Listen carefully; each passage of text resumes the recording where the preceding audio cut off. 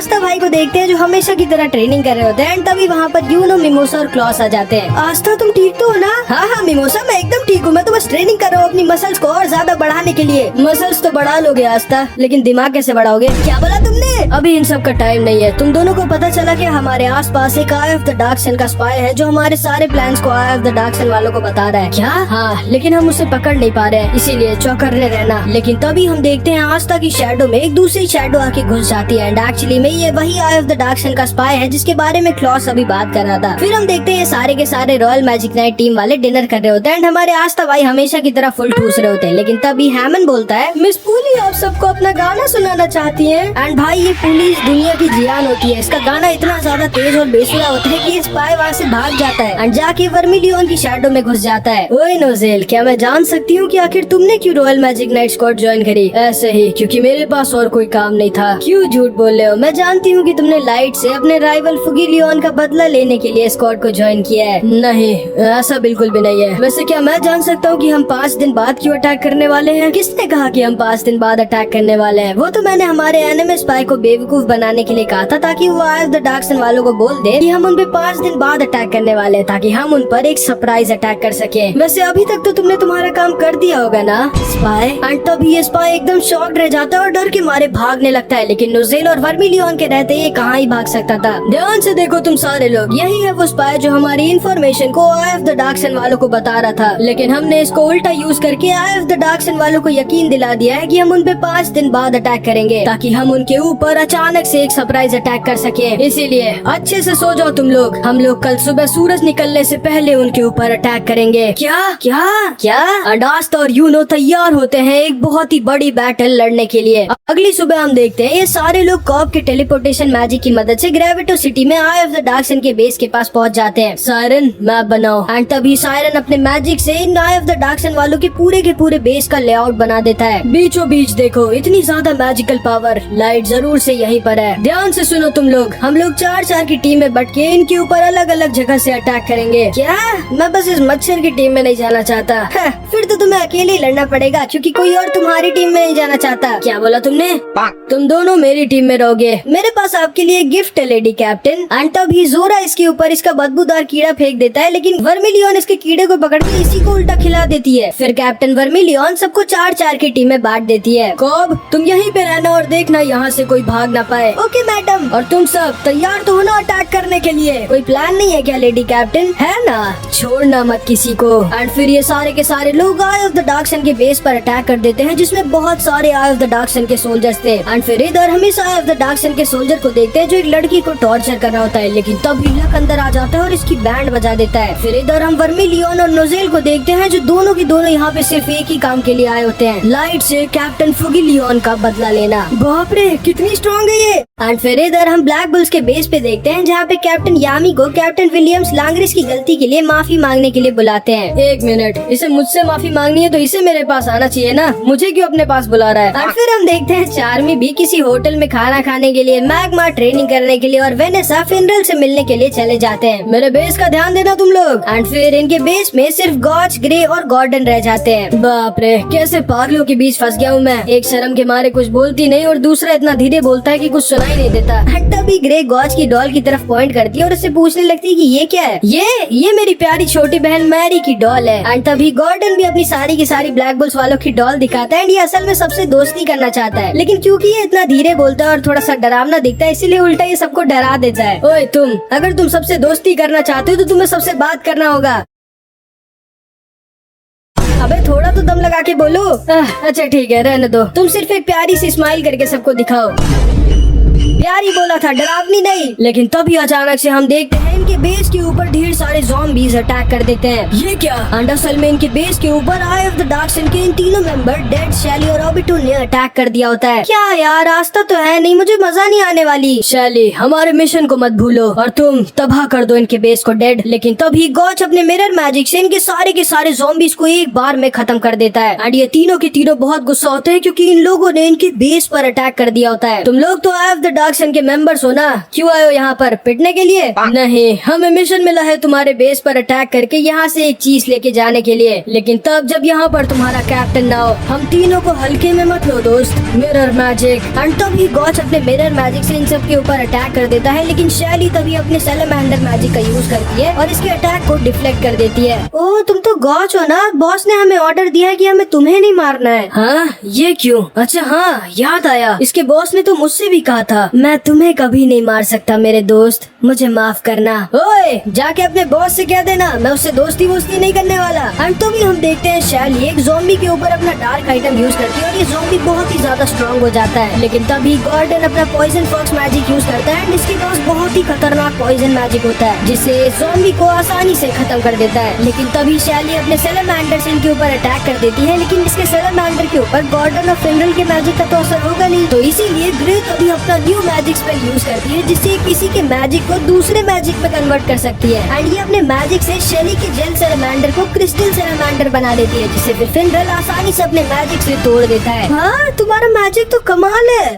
Please मुझे ऐसे मत देखो, लगता है अब मेरी बारी है। एंड तो भी डेड अपना मैजिक यूज करता है एंड एक दूसरे ज़ॉम्बी को समन कर लेता है जिसका नाम साइजर होता है। दिखा दो इन सबको साइजर। एंड साइजर इन लोगों के ऊपर विंड और स्टील फैंग से साथ में अटैक कर देता है। बाप रे, ये ज़ॉम्बी इतना ज्यादा स्ट्रॉन्ग कैसे और ये दो मैजिक अटैक कैसे यूज कर रहा है? मैं बताता हूँ, क्योंकि ये ज़ॉम्बी कोई नॉर्मल ज़ॉम्बी नहीं है, मैंने दो बॉडीज को मिला के इसको बनाया है, वो भी किसी नॉर्मल मैजिक नाइट की नहीं बल्कि दो मैजिक नाइट स्क्वाड कैप्टन्स की, जिसको सुन के ये सारे के सारे लोग शॉक्ड रह जाते हैं। एंड तभी सीजर इन तीनों के ऊपर बहुत ही स्ट्रॉन्ग अटैक यूज कर देता है एंड ये तीनों बहुत ज्यादा इंजर्ड हो जाते हैं। जाओ मेरे ज़ॉम्बीज, इस बेस को मिट्टी में मिला दो। एंड ये सारे के सारे ज़ॉम्बीज और ऑबिटो ब्लैक बुल्स के बेस में घुस जाते हैं एंड पूरे बेस को तबाह करने लगते हैं। एंड इधर हम गॉर्डन और ग्रे को देखते हैं जो बहुत ज्यादा इंजर्ड पड़े होते हैं एंड इनके सामने इनके बेस को तोड़ा जा रहा था। एंड फिर हम गॉर्डन और ग्रे के पास्ट को देखते हैं। ग्रे बचपन से ही बहुत ही ज्यादा शर्मीली थी, इसलिए इसके कभी भी दोस्त नहीं बने, और वहीं गॉर्डन ये बचपन से ही सबसे दोस्ती करना चाहता था, लेकिन क्योंकि ये ऐसा दिखता था और इसके पास बहुत ही ज्यादा खतरनाक पॉइजन मैजिक होता है, इसलिए इससे कोई बात ही नहीं करता था। एंड ये दोनों के दोनों बहुत ही ज्यादा लोनली लाइफ जी रहे थे, लेकिन फिर एक दिन इनकी जिंदगी में कैप्टन यामी आते हैं एंड इन दोनों की लाइफ बदल देते हैं। इन दोनों को फाइनली एक फैमिली और एक घर मिल जाता है, इसलिए आज ये दोनों अपने घर को तबाह नहीं होने दे सकते थे एंड ये दोनों दोबारा से खड़े हो जाते हैं अपने घर को बचाने के लिए। एंड ये दोनों के दोनों जोर से चिल्लाते हैं एंड गॉज को पहली बार गॉर्डन की आवाज सुनाई देती है, जाओ साइजर मार दो इन दोनों को। लेकिन तभी अचानक से इनका बेस पूरा का पूरा हिलने लगता है एंड अपना शेप बदलने लगता है एंड फिर निकलता है इनके बेस से एक अजीब सा आदमी जिसके बहुत ही बड़े बड़े बाल थे। ओए कौन हो तुम? हाँ मेरा नाम है। अबे कितना धीरे बोलता है ये, मुझे कोई फर्क नहीं पड़ता तुम कौन हो। साइजर। एंड साइजर इसके ऊपर अटैक कर देता है, लेकिन ये आदमी अपने कमरे को साइड करके इसके अटैक से बच जाता है। अबे ये तुमने कैसे किया? कौन हो तुम? हाँ मेरा नाम है। अबे थोड़ा तो जल्दी बोल ले, सीधे सीधे नाम बोलना अपना। एंड तभी इसके बालों से चिड़िया निकल आती हैं। कैसा आदमी है ये? एंड तभी गॉज को याद आता है कि चार्मी और वेनेसा ने कई बार किसी को हमारे बेस में घूमते हुए देखा था। एंड तभी हम देखते हैं साइजर इन तीनों के ऊपर अटैक कर देता है, लेकिन तभी ये आदमी अपना मैजिक यूज करता है और इनके बेस की कुछ कमरों को मिला के एक पंच बना देता है एंड साइजर के अटैक को रोक देता है। बाप रे, ये कैसा मैजिक है इसके पास, ये तो पूरा का पूरा बेस कंट्रोल कर सकता है। एक मिनट, कहीं यही तो नहीं जो हमारे बेस के लेआउट को हमेशा बदलता रहता है? एंड तभी ये इन तीनों को इनके नाम से बुलाता है एंड ये तीनों के तीनों शॉक्ड रह जाते हैं। आखिर तुम हमें कैसे जानते हो? एंड फिर ये सबको अपनी स्टोरी बताता है। एंड असल में बहुत सालों पहले इसके ऊपर एक कर्स आ गया था, इसके अंदर की मैजिकल पावर अपने आप खत्म हो रही थी एंड ये धीरे धीरे मर रहा था एंड इसके पास ज्यादा टाइम नहीं बचा था एंड जिंदा रहने के लिए इसको दूसरों की मैजिकल पावर को एब्जॉर्ब करने की जरूरत थी, लेकिन कोई भी इसके पास आना ही नहीं चाहता था क्योंकि इसकी बॉडी लोगों से बहुत ज्यादा मैजिकल पावर एब्जॉर्ब करती थी। एंड इसीलिए इसके मम्मी पापा तक इसे इसकी बीमारी की वजह से छोड़कर चले गए थे एंड ये इस कैसल में अकेले लेट कर बस मरने का इंतजार कर रहा था। लेकिन फिर एक दिन अचानक से कैप्टन यामी इसके पास आ जाते हैं। ओए, मुझे कई लोगों ने मना किया कि मैं इस कैसल में ना हूँ क्योंकि कोई बीमार बच्चा मेरी सारी की सारी मैजिकल पावर को चूस लेगा। हाँ सही कहा था उन्होंने। तो तुम ही हो जिसको जिंदा रहने के लिए दूसरों की मैजिकल पावर को एब्जॉर्ब करने की जरूरत है? हाँ, लेकिन अब मैं जिंदा नहीं रहना चाहता। पागल हो क्या? तुम्हें कभी भी गिव अप नहीं करना चाहिए। ध्यान से सुनो, मैं अभी अभी एक मैजिक नाइट स्क्वाड का कैप्टन बना और मैं हमारी स्क्वाड के लिए एक नया बेस ढूंढ रहा हूँ। तुम अगर मुझे और मेरी स्क्वाड को यहाँ तुम्हारे घर में रहने की परमिशन दो तो तुम हम लोगों से थोड़ा थोड़ा मैजिक ले सकते हो। सच में? एंड इसी तरह से यामी सर को ये अपना ये वाला बेस मिला था जिसमें सारे के सारे लोग मजे से रहते हैं। ये आदमी थोड़ा थोड़ा मैजिक इन सब से एब्जॉर्ब करता रहता है और जिंदा रहता है, लेकिन ये ज्यादा किसी के पास नहीं जाता क्योंकि ये बहुत ज्यादा मैजिक एब्जॉर्ब कर लेगा एंड इसीलिए ये सबसे छुप के रहता है। बहुत अच्छे, ये लो, आज से तुम भी मेरी स्क्वाड के मेंबर हो। एंड ये आदमी ब्लैक बुल स्क्वाड का पहला मेंबर था एंड इन सबको ये पता ही नहीं था। तुम सब भले ही मुझे नहीं जानते लेकिन मैं तुम सब की वजह से ही जिंदा हूँ। तुम लोगों को मैं कुछ भी नहीं होने दूंगा क्योंकि तुम लोग मेरे दोस्त हो और मेरा नाम है हेनरी। साइजर, तबाह कर दो इसको और इसके घर को। एंड इधर हम ओबिटो को देखते हैं जो नेरो के घोंसले के पास आ जाता है जहाँ पर ये मैजिक स्टोन रखा हुआ था, जो कि तुम्हें याद होगा हमारे पार्ट 3 में जब आस्था भाई ने आइस को हराया था तब नेरो ने इस मैजिक स्टोन को उठा लिया था। एंड असल में ये तीनों यहाँ इसी मैजिक स्टोन को ही लेने आए थे। एंड फिर इधर हम देखते हैं हेनरी ने अपने मैजिक से इस पूरे के पूरे ब्लैक बुल बेस को एक ट्रांसफॉर्मर बना दिया होता है। भाई आखिर इसके पास इतनी ज्यादा मैजिकल पावर कैसे है कि इतने बड़े बेस को हिला पा रहा है? ये तुम लोगों की ही मैजिकल पावर है जो मैं इतने टाइम से कलेक्ट कर रहा था और अब मैं अपनी सारी मैजिकल पावर यूज करूंगा ताकि तुम लोगों को कोई हाथ भी ना लगा पाए। एंड हेनरी अपनी ब्लैक बुल्स की रोब भी पहन लेता है एंड तैयार हो जाता है लड़ने के लिए। साइजर, अटैक करो! लेकिन हेनरी अपने एक ही पंच से साइजर की बैंड बजा देता है। ये क्या? एंड भाई ये हेनरी बहुत ही ज्यादा स्ट्रॉन्ग होता है एंड तभी शैली एक बहुत ही रेयर डार्क मैजिक आइटम का यूज करती है एंड कुछ ही मिनट के लिए सही लेकिन इसके पास हद से ज्यादा मैजिकल पावर आ जाती है एंड ये एक बहुत ही बड़ा मैजिक सेलेमेंडर बना देती है एंड हेनरी और इसके बीच लड़ाई स्टार्ट हो जाती है। लेकिन तभी ये एक और रेयर डार्क आइटम का यूज करती है एंड इसके सेलेमेंडर को एक स्लाइम बना देती है जिसमें हेनरी पूरी की पूरी तरह से फंस जाता है। ग्रे, फिर से अपने मैजिक कन्वर्सन यूज करो। लेकिन मेरे पास इतना मैजिक नहीं है। एंड तभी गॉच अपना deadly clone mirror magic use करता है और ग्रे के ढेर सारे क्लोन्स बना देता है जिससे इसने आस्था के बनाए थे। एंड ये सारे के सारे ग्रे के क्लोन्स अपना मैजिक कन्वर्सन यूज करते हैं एंड इतने बड़े जेल सेलेमेंडर को प्लांट सेलेमेंडर में कन्वर्ट कर देते हैं। गॉर्डन! एंड तभी गॉर्डन अपना खतरनाक पॉइजन मैजिक यूज करता है एंड इसके पूरे के पूरे सेलेमेंडर को सड़ा देता है। साइजर, क्या कर रहे हो तुम? एंड साइजर फिर से लोगों के ऊपर अटैक कर देता है लेकिन तभी हेनरी अपना ड्रिल पंच का यूज करता है एंड साइजर को पूरी तरह से तबाह कर देता है एंड ये तीनों इन दोनों को मिलकर हरा देते हैं। लेकिन तभी वहाँ पर ओबिटो आ जाता है। चलो, हमारा काम पूरा हो गया। पागल हो क्या? हमने अभी इन दोनों को मारा नहीं है। चुप रहो, पिछली बार वाली गलती मत करो और चलो चुपचाप। एंड ये लोग उस मैजिक स्टोन को लेके वहाँ से निकल जाते हैं। ये हम जीत गए। हाँ वो तो ठीक है। ओए हेनरी, इस बेस को वापस नॉर्मल कर दो। नहीं कर सकता क्योंकि मेरा मैजिक खत्म हो गया। अरे यार, अब यामी सर हमें छोड़ेंगे नहीं। एंड फिर इधर हम यामी सर को देखते हैं जो कैप्टन विलियम्स के बेस पे कैप्टन विलियम्स का इंतजार कर रहे थे। एंड फिर इधर हम लाइट को देखते हैं जो अपने इस टैबलेट के पास खड़ा होता है एंड तभी ये तीनों वो मैजिक स्टोन लेके वहाँ आ जाते हैं। बहुत अच्छे Obito,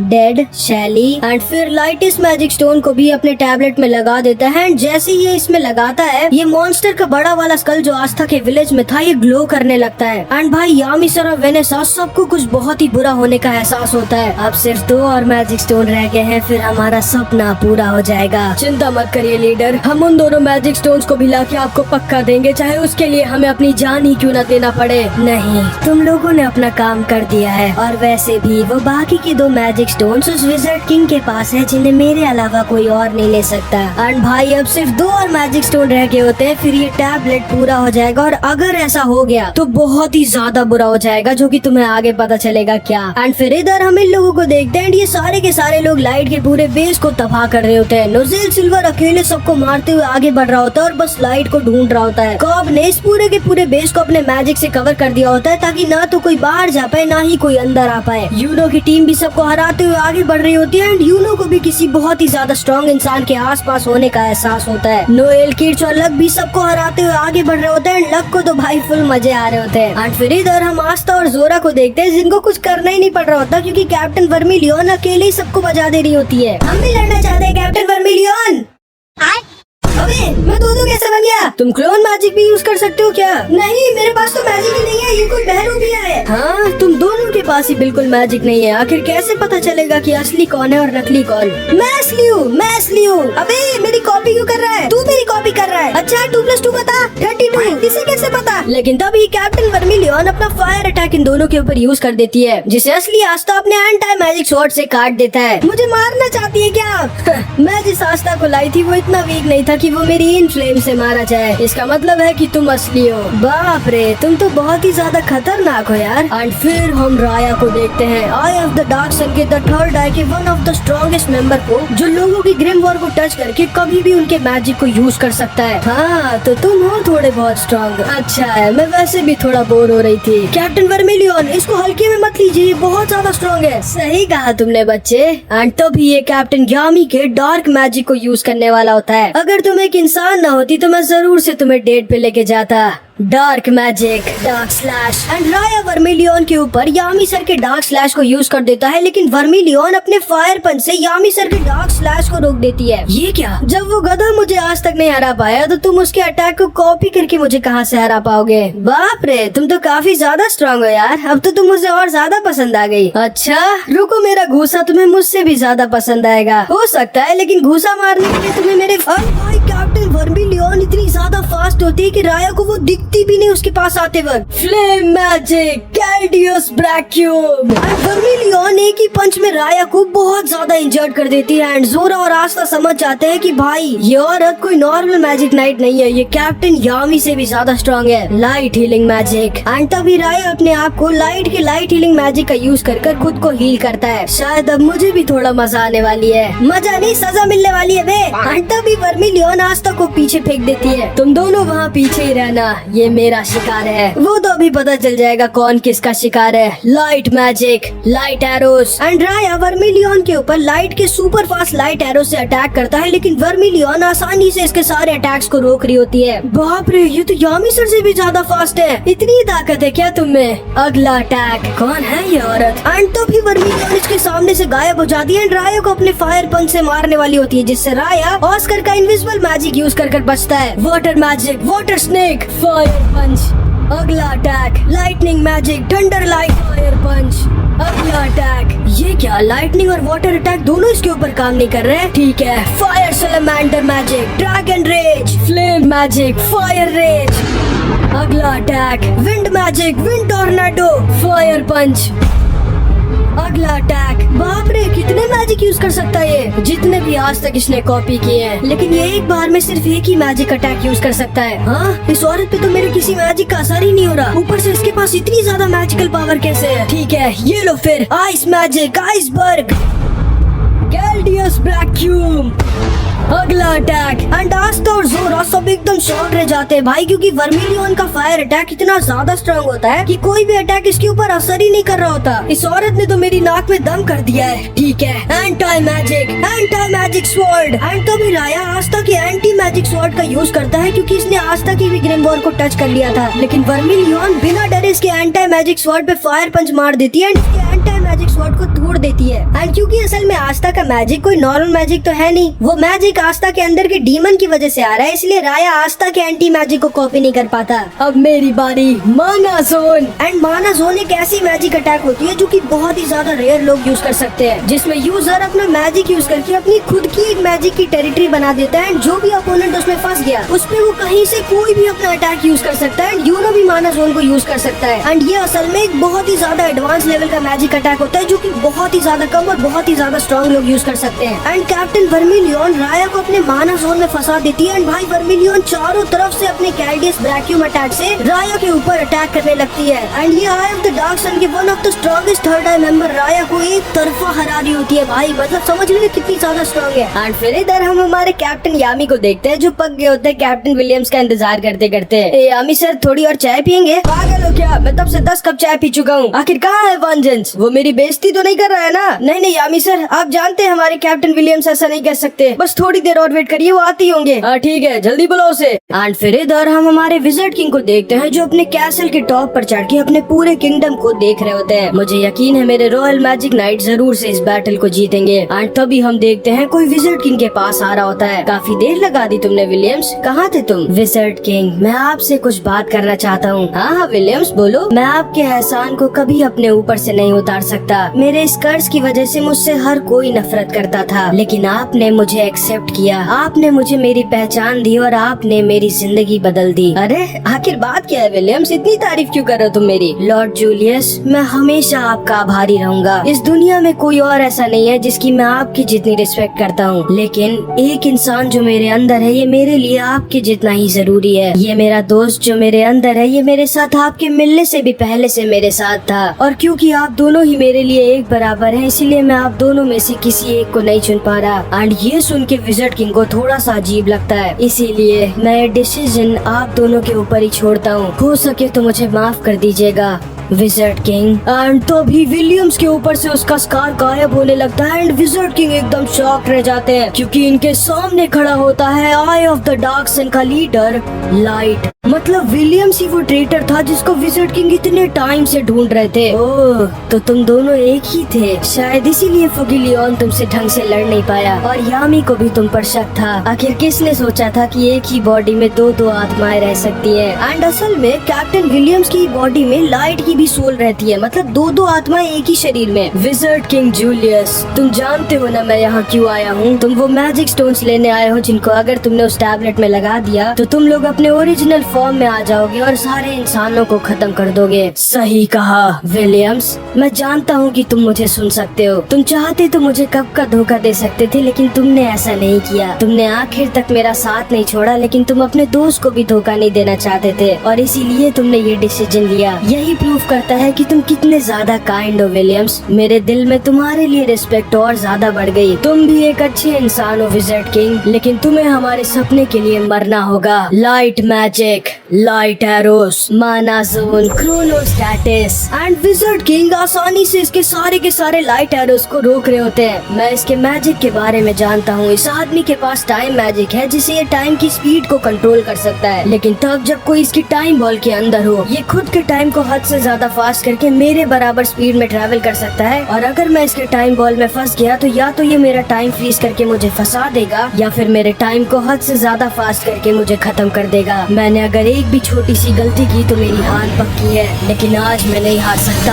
light magic, light whip and light wizard king के ऊपर अपने सुपर फास्ट लाइट विप और लाइट एरोस से साथ में अटैक करने लगता है, जो किसी को दिखती तक नहीं आते वक्त। लेकिन सामने तो विज़र्ड किंग है, वो आसानी से इसके सारे अटैक्स को बस डॉज कर रहे होते हैं। एंड तभी विज़र्ड किंग लाइट के ऊपर अपने टाइम बॉम्ब्स का यूज करते हैं, जिनसे लाइट किसी तरह बचता है। आखिर ये मेरे सारे अटैक्स को इतनी आसानी से कैसे डॉज कर रहा है? ओह, अब मैं समझा। तो ये आदमी थोड़ी देर के लिए ही सही, लेकिन फ्यूचर में देख सकता है। मतलब समझ रहे हो, विज़र्ड किंग अपने मैजिक से बहुत कम टाइम के लिए सही, लेकिन फ्यूचर में देख सकते हैं और किसी भी अटैक को प्रेडिक्ट कर सकते हैं कि वो कब कहां से आएगा और कितनी तेज आएगा। तो ये बात है, माना कि तुम फ्यूचर में देख सकते हो, लेकिन तुम इतना तेज रिएक्ट नहीं कर सकते। एंड तभी लाइट विज़र्ड किंग के पीछे टेलीपोर्ट हो जाता है और लाइट की स्पीड से विज़र्ड किंग के ऊपर अपनी स्वॉर्ड से अटैक कर देता है एंड विज़र्ड किंग को इंजर्ड कर देता है। काफी टाइम बाद तुमने अपना खून देखा होगा, है ना विज़र्ड किंग? सही कहा। मैं भले ही फ्यूचर में देख सकता हूँ, लेकिन मैं हूँ तो एक इंसान ही। थोड़ा बहुत टाइम तो मुझे रिएक्ट करने में लगता ही है। एंड ये सही बात है, विज़र्ड किंग भले ही फ्यूचर में देख सकते हैं, लेकिन भाई अभी इनसे लाइट लड़ रहा है जो लाइट की स्पीड से ट्रैवल कर सकता है। मतलब समझ रहे हो, लाइट की स्पीड से ज्यादा फास्ट कुछ भी नहीं है इस दुनिया में। तो मुझे सही लगा था, तुम्हारी स्पीड मेरे बराबर है। एंड तभी विज़र्ड किंग अपने टाइम रिवर्स मैजिक का यूज करते हैं एंड अपने आप को पूरी तरह से हील कर लेते हैं। हाँ,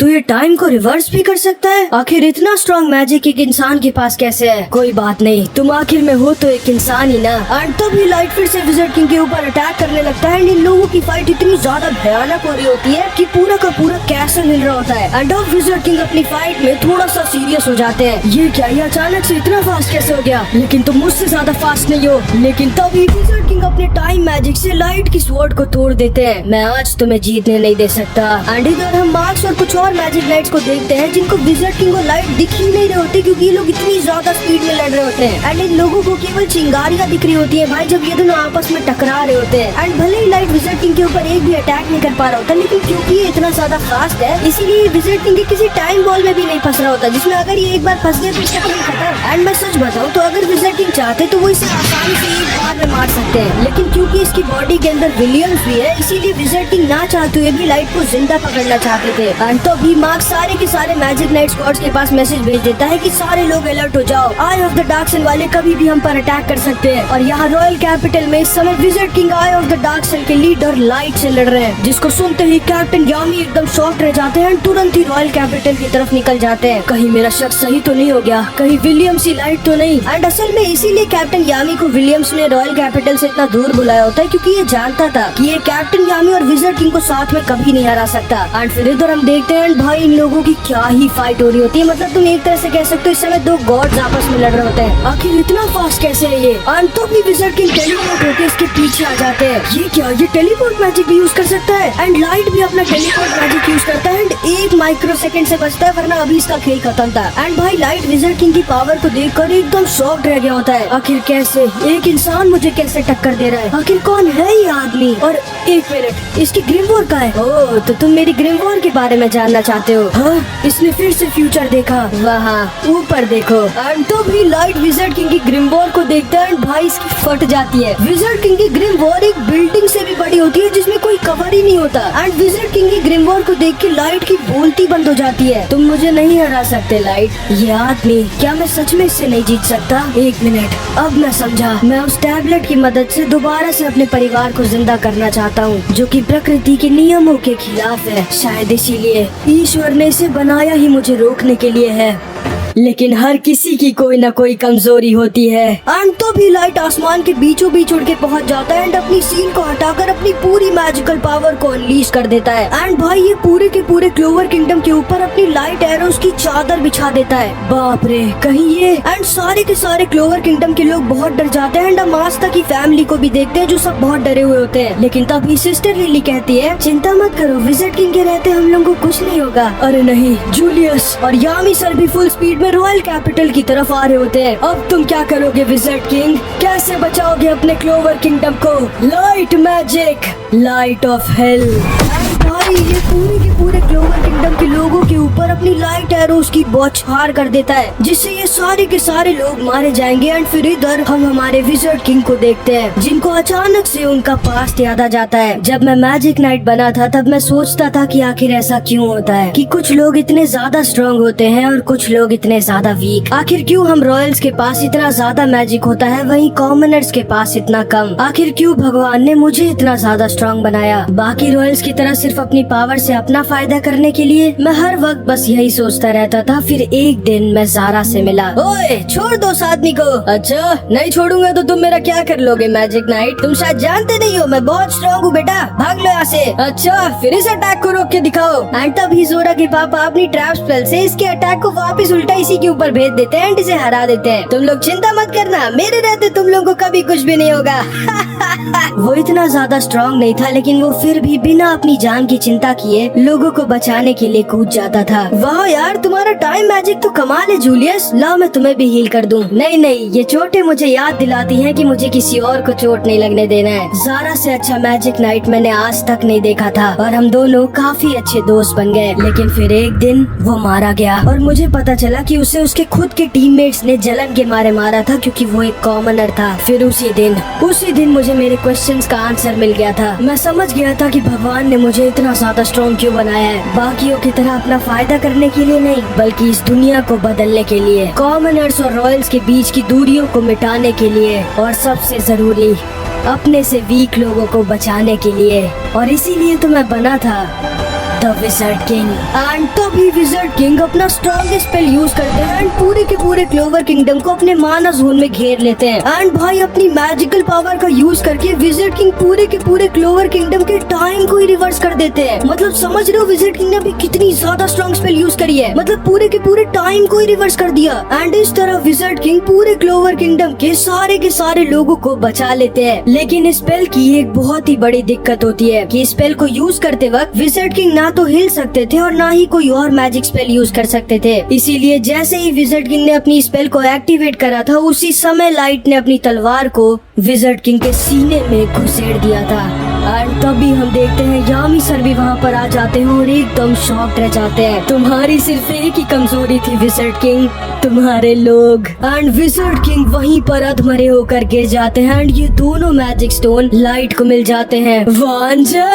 वांजेंस मेरे अंदर सो रहा है यामिसो के हीरो। एंड तभी हम देखते हैं लाइट की सिर्फ एक आंख से आंसू निकलने लगते हैं। अच्छा नहीं, शायद वो सब कुछ देख रहा था। एंड तभी ओबिटो वहाँ पर आ जाता है एंड लाइट ओबिटो के साथ वहाँ से भागने लगता है, क्योंकि लाइट ने भी अपनी पूरी मैजिकल पावर यूज कर दी थी। लेकिन यामी सर ऐसा नहीं होने दे सकते थे। Dark magic dimension flash. लेकिन लाइट वहाँ से यामी सर से ओबिटो के साथ बचकर भाग जाता है। एंड यामी सर के सामने पड़े होते हैं हमारे विज़र्ड किंग, जिनके पास अब ज्यादा टाइम नहीं बचा होता।